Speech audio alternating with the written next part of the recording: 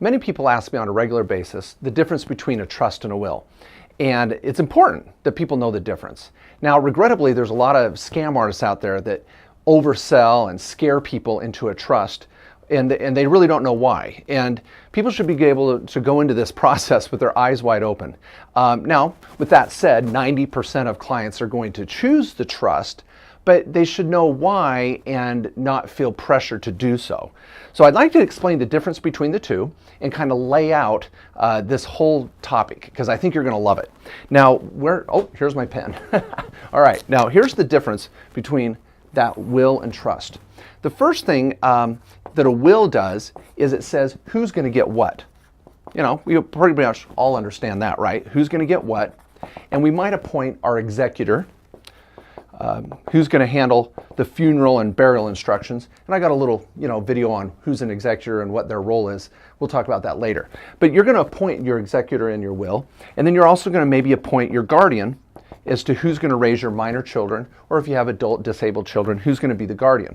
That's a will. Now, I wish more people did a will. It would save you thousands and thousands of dollars, and families that have to go through probate later and a lot of issues. But a will would be good, it at least helps. Now, the beauty of a trust is a trust does a couple extra things. A trust not only does who gets what, but when and how.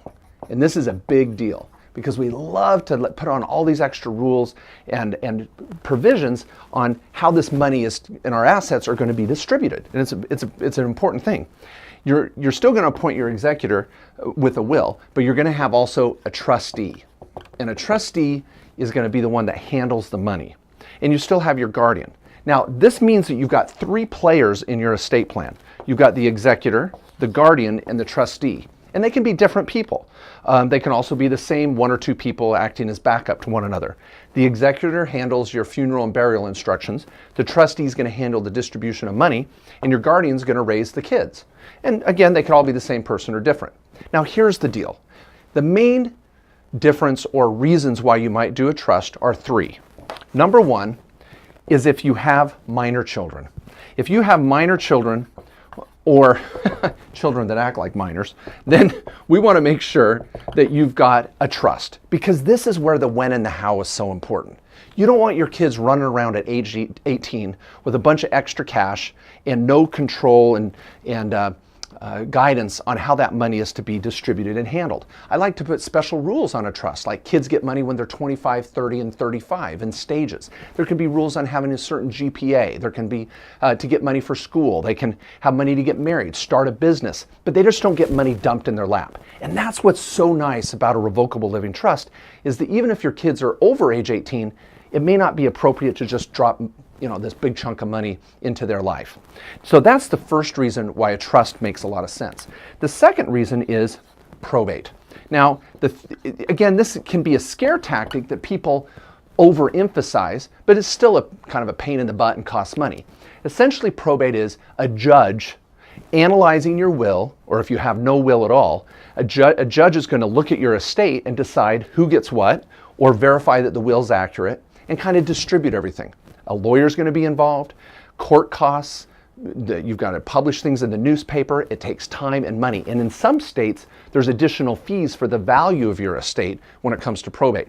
So we have to be really careful looking at our overall picture and deciding if we have enough assets where a trust really would save us thousands and thousands of dollars later on. And this is where an ounce of prevention is worth a pound of cure, and where the trust can make a major impact. The third reason that I think a trust is very important is for estate taxes. Now, as you know, and you've probably read there in some of the information already on the website, the estate tax exemption has been increased dramatically under the fiscal cliff legislation this past year. So that's really good. Estate taxes aren't hitting as many Americans, but still, some of you may have large life insurance policies, additional real estate, additional investments, and having some sort of trust structure to minimize federal or state estate tax or death tax is very, very important. So these are the reasons why a trust makes a lot of sense.